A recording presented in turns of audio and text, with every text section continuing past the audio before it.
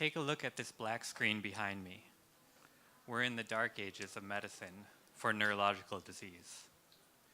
Every year we see major breakthroughs in almost every major disease: heart disease, diabetes, cancer, AIDS, all except one: Alzheimer's disease.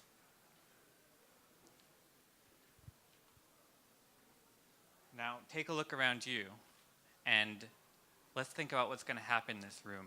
About half the people in this room will start to have memory loss when they reach old age, and half of those will descend into full dementia. There's no cure. There's no effective treatment. There's no way to predict who will get sick. And worst of all, we don't even understand the cause. For the past 10 years, we've been thinking about a new way to look at the brain and treat dementia, and we want to unveil it for you here today.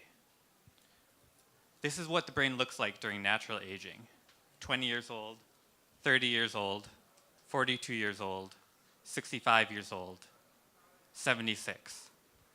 This hidden damage is blood vessels in the brain starting to break down and allowing molecules to leak from the blood into the brain.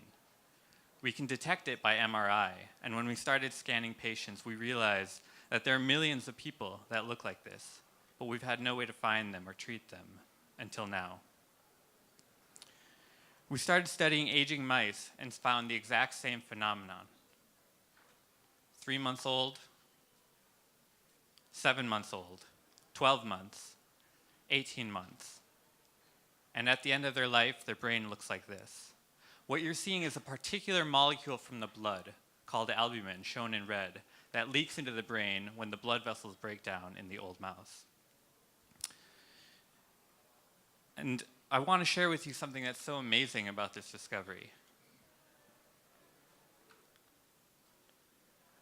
Step by step, we were able to sort of piece apart the biology of how this leads from vascular decline into dementia. Firstly, when the blood-brain barrier breaks down, molecules leak from the blood and trigger a signaling receptor. This causes a massive inflammatory injury response, and when it hits neurons, they start to go haywire. They increase their excitability and connectivity and ultimately cause cognitive decline and dementia.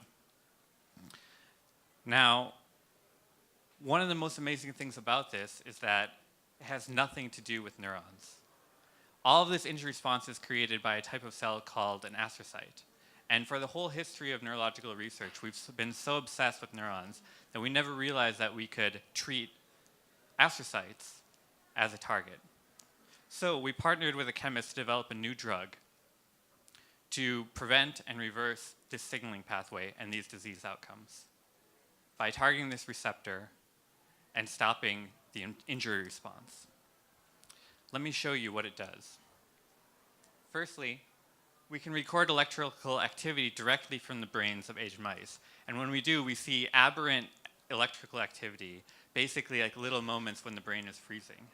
However, when we treat these mice with our drug, we see that we can completely reverse this pathology.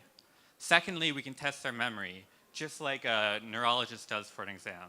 And when we do, we see them being returned exactly to the kind of healthy brain activity that we see in young mice.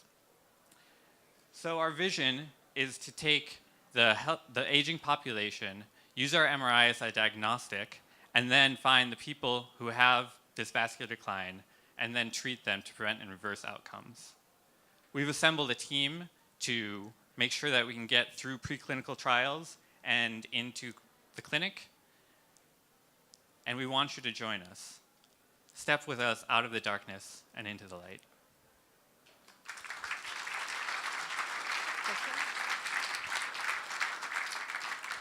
So we'll have now the questions. Is that a preventive treatment or a therapeutic treatment? Yeah, I think that's a really important question. It's actually both. So one of the biggest problems in the aging scene right now is that people are trying to go earlier and earlier for dementia. The problem is those clinical trials are so difficult to try to say, we're going to completely prevent this disease from the outset. Basically, every time that somebody's tried one, it's failed.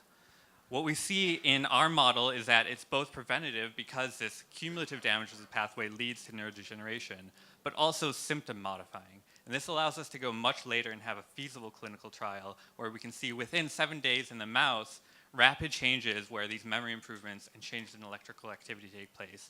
Furthermore, at the molecular level, we see rapid changes in plasticity from this pathway that are targeted by our drug. So it's a very unique opportunity for us to have both a symptom-modifying and disease-modifying target. Yeah, very interesting presentation. Do you have any way to measure target engagement in the brain of Yeah. the target? What's amazing about this pathway is actually the TGF-beta receptor signaling pathway, which is an extremely well-known pathway that's been developed previously for cancer. Because of that, there are a number of assays that allow us to directly measure engagement and do pharmacokinetic, pharmacodynamic assessment.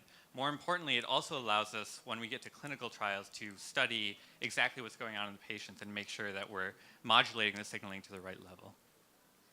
So in terms of, thank you for a very nice presentation, by the way. The target, is it only found in the brain cells, or do you have them other? No, other it's cells? systemic, but what we've done here is basically, again, like I said, take advantage of this as a well-known pathway. And what we've seen is Eli Lilly actually has worked on this a lot for cancer. And what they've done is sort of optimize a dosing strategy in their clinical trials to bring down the signaling level to about 50% of normal signaling. So when this pathological pathway is activated, we get extremely elevated levels of the inflammatory response. What we've done in our model as well is optimize dosing to bring that back down to a baseline level without completely interrupting this critical signaling pathway, thus avoiding many of the side effects. So we work with aged mice and we see no health deficits from them from dosing. Last question, how much money are you looking for? So right now we're focusing on the preclinical stage. So basically, several $1 million to do preclinical studies, safety, and toxicology. And then from there, we're going to prepare for much larger funding for clinical trials, which is, of course, millions and millions of dollars. Thank you. I think they deserve a round of applause.